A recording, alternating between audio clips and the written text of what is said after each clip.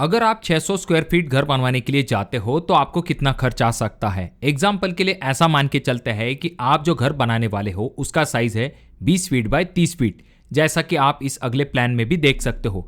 इस साइज के अंदर आप जो है एक अच्छा खासा 1 BHK प्लान जो है वो आराम के साथ बना सकते हो। अब जैसा कि आप इस अगले प्लान को देख सकते हो जिसका साइज है 20 फीट बाय 30 फीट, जो कि एक ईस्ट फेसिंग 1 BHK प्लान है। इसमें आपको एक अच्छे खासे साइज का एक हॉल मिल जाता है। उसके बाद में उसके पीछे आपका किचन है, वॉशिंग एरिया भी यहाँ पर आपको अवेलेबल है। उसके बाद आता है आपका बेडरूम, तो बेडरूम भी आपको 11 फीट 4 इंच बाय 10 फीट के साइज में अवेलेबल है। उसके बाद आपको एक अटैच टॉयलेट बाथरूम मिल जाता है। यहाँ पर अगर आप सेपरेट टॉयलेट बाथरूम की तरफ जाओगे तो आपका खर्च और भी बढ़ सकता है। और जो हॉल है उसी के साइड में आपको एक पोर्च दिखाई दे रहा होगा। पोर्च का साइज थोड़ा सा छोटा है, पर इसका फायदा यह है कि इसी से आपका जीना जो है वो ऊपर की तरफ जा रहा है। यानी कि ये जो 600 स्क्वायर फीट एरिया है इसके अंदर आप एक अच्छा 1 BHK प्लान जो है वो आराम के साथ बना सकते हो। अब ये जरूरी नहीं कि आपका जो 600 स्क्वायर फीट घर है उसका जो साइज है या फिर वो प्लान जो है वो इसी हिसाब से हो। आपका प्लान थोड़ा सा चेंज हो सकता है, पर 600 स्क्वायर फीट के लिए आपको कितने क्वांटिटी में मटेरियल लगेगा और उसके ऊपर आपका कितना खर्च होगा, इन सभी चीजों के बारे में हम आज के वीडियो में जानेंगे, जिससे कि आपको एक डिटेल आइडिया मिलने में काफी ज्यादा मदद मिलेगी। तो यहाँ पर सबसे पहले शुरुआत करते हैं सीमेंट से। देखिए दोस्तों, सीमेंट जो है वो आपको 600 स्क्वायर फीट के लिए 270 बैग तक लग सकती है। और यहाँ पर अगर हम एक सीमेंट बैग का जो रेट है वो 370 रुपये कंसिडर करते हैं, तो आपको सीमेंट के ऊपर जो खर्च आएगा वो 270 मल्टीप्लाई 370 इज इक्वल टू आ जाता है 99,900। यानी कि हम ऐसा मान के चल सकते हैं कि सीमेंट के ऊपर हमारा जो कॉस्ट होगा वो होगा 1 लाख रुपए तक। अब दोस्तों इसके बाद बारी आती है नेक्स्ट इंपॉर्टेंट मटेरियल की, जो कि है स्टील। देखिए दोस्तों, जो स्टील होता है उसके ऊपर आपका अच्छा खासा पैसा जो है वो खर्च होता है। इस काम के लिए आपको अप्रोक्सीमेटली 2100 kg तक स्टील जो है वो लग सकता है। और 1 kg का जो रेट है वो हम 60 रुपये पर kg के हिसाब से मान के चलते हैं, तो 2100 मल्टीप्लाई 60 इज इक्वल टू आ जाता है 1,26,000 रुपये।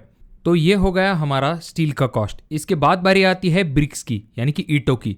देखिए दोस्तों, इस काम के लिए आपको अप्रोक्सीमेटली 11,400 ईंटें जो है वो लग सकती है। और एक ईंट का जो रेट है वो अगर हम 7 रुपए के हिसाब से मान के चलते हैं, तो आपको टोटल खर्च जो है वो 11,400 मल्टीप्लाई 7 इज इक्वल टू आ जाता है 79,800 रुपए। देखिए दोस्तों, जो ईंटों की क्वांटिटी और जो रेट है वो आपके प्लान और लोकेशन के ऊपर डिपेंड होता है, तो ये कॉस्ट जो है वो थोड़ा सा कम या फिर ज्यादा हो सकता है। यहाँ पर अगर हम सैंड के बारे में बात करते हैं, यानी कि रेती की, तो रेती के ऊपर आपका खर्च जो है वो 55,000 से लेके 60,000 रुपए तक हो सकता है। अब अगर हम एग्रीगेट यानी कि गिट्टी के बारे में बात करते हैं, तो उसके लिए आपको लगभग 35,000 से लेके 40,000 रुपए तक खर्च आ सकता है।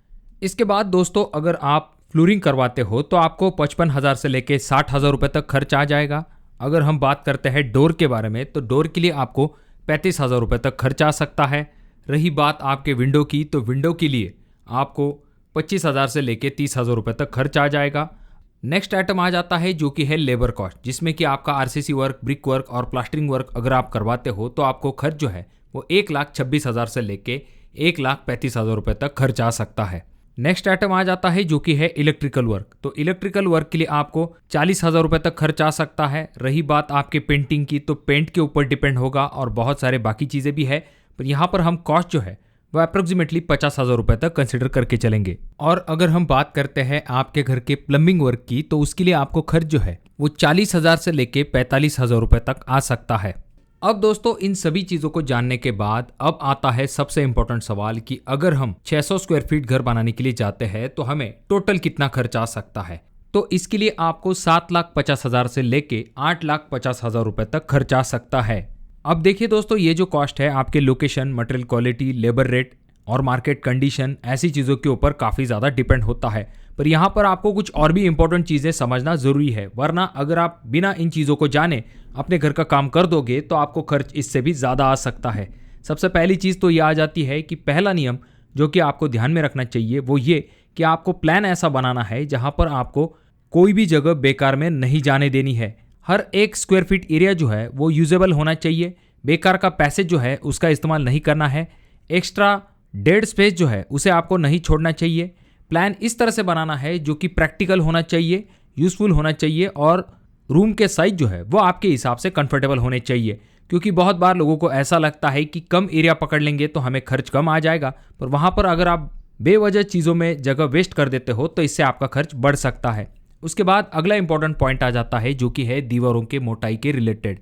देखिए दोस्तों, जो दीवारों की थिकनेस है वहाँ पर आपको थोड़ी सी स्मार्टनेस दिखाना काफ़ी ज़्यादा ज़रूरी होता है। जैसे कि अगर आप आरसीसी फ्रेम स्ट्रक्चर बनाने वाले हो, यानी कि आपके घर को बनाने के लिए कॉलम बीम का अगर आप इस्तेमाल करने वाले हो, तो वहाँ पर आपके पूरे घर का लोड जो है, यानी कि आपकी छत का जो लोड है वो आपके बीम से होता हुआ, कॉलम से होता हुआ आपके फाउंडेशन की तरफ जाता है। यानी कि पूरे घर का भार उठाने का काम आपके कॉलम करते हैं। तो वहाँ पर दीवारें जो है वो पार्टीशन का काम करती है। तो अंदरूनी दीवारें जो है वहाँ पर अगर आप 9 इंची के बजाय 4 इंची दीवार का इस्तेमाल करते हो तो इससे आपको रूम के अंदर ज़्यादा स्पेस मिल पाएगा और आपको खर्च जो है वो भी कम आ जाएगा। इस तरह से आपको छोटे छोटे स्मार्ट डिसीजन लेने हैं जिसकी मदद से आप अपने घर का जो खर्च है वो कम कर सकते हो। अगर आपका घर आरसीसी स्ट्रक्चर नहीं है, यानी कि अगर आपके घर को कॉलम बीम का इस्तेमाल नहीं किया गया है, तो वहां पर आपको 9 इंची दीवार का ही इस्तेमाल करना है। अब यहाँ पर नेक्स्ट पॉइंट आ जाता है जो कि है जीने के रिलेटेड, यानी कि स्टेयरकेस के रिलेटेड। अगर आपका बजट बहुत ही लिमिटेड है, यानी कि टाइट बजट के अंदर अगर आप काम करवा रहे हो और आप एक्स्ट्रा खर्च बिल्कुल भी नहीं करना चाहते हो, तो ऐसे में आपका जो स्टेयरकेस है उसे अवॉइड कर सकते हो, क्योंकि ये जो स्टेयरकेस होता है ये कम से कम 1.5 रूम का एरिया जो है वो ले लेता है और उसे बनाने के लिए आपको अच्छा खासा पैसा भी खर्च करना पड़ता है। तो अगर आपका बजट टाइट है तब जाकर आप जीने को फिलहाल के लिए अवॉइड कर सकते हो, बाद में जाके आप जीने को बना सकते हो, पर उसके लिए आपको प्रोविजन पहले से ही छोड़नी चाहिए।